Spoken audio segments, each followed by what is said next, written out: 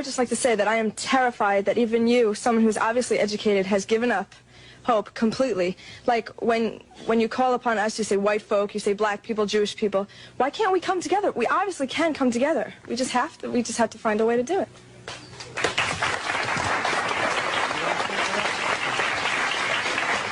The desire is good, but the reality is the total opposite of your desire. And unfortunately, as a young lady, you are not in the position of power to make the decisions to make America work. May I, you know, as an audience of intelligent people, I would like to just take a moment to say to you that I really don't think you fully understand what has happened to these people that you look at as second class or inferior citizens in this nation. Black people who were brought to this country were stripped of their names, language, culture, religion, God, and taken totally away from the history of themselves. Here are 30 million people who don't wear their own names, they wear your names.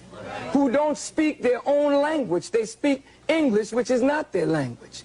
They never were allowed their own cultural expression of Africa.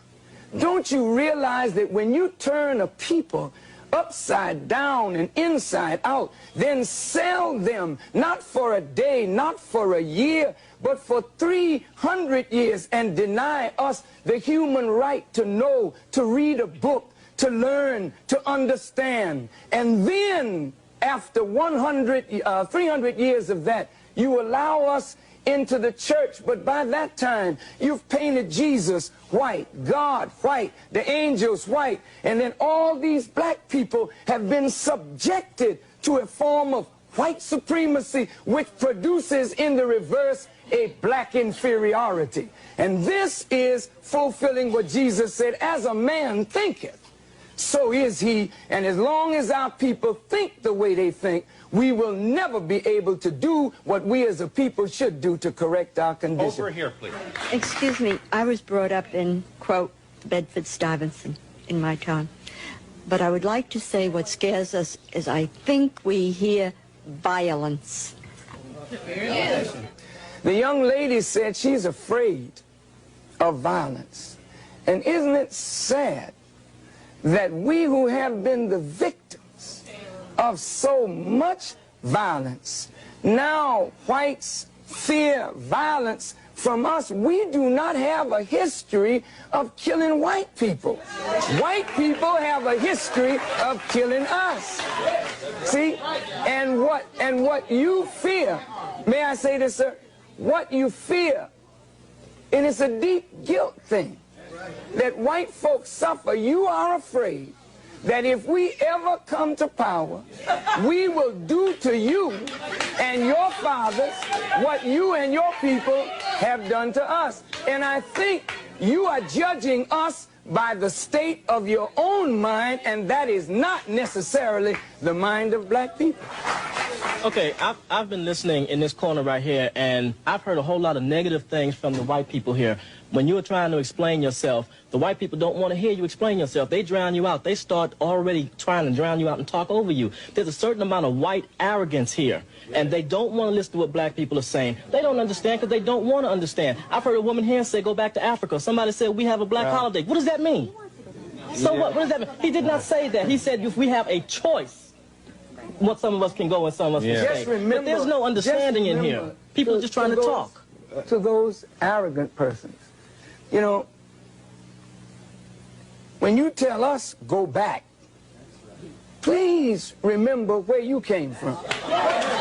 And when you want to relegate somebody to a specific place, just remember what your origin is in this world. Please, I'm not trying to be disrespectful, but I want you to understand that You, wherever you are on the earth, you're not a native anywhere.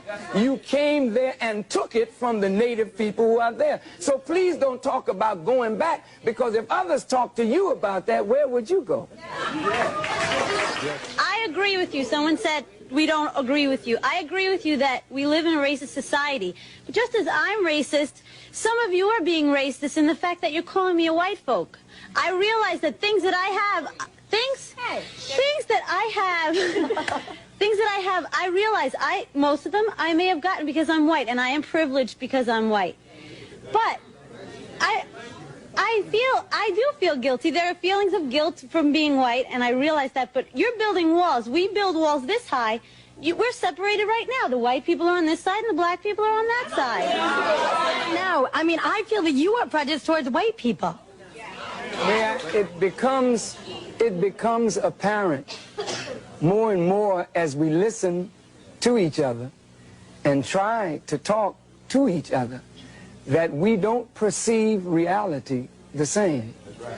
And as we're talking about either reconciling differences or separating, it becomes clear that if two people are looking at the same thing and perceiving it so differently, then the two people are operating under a different stimulus.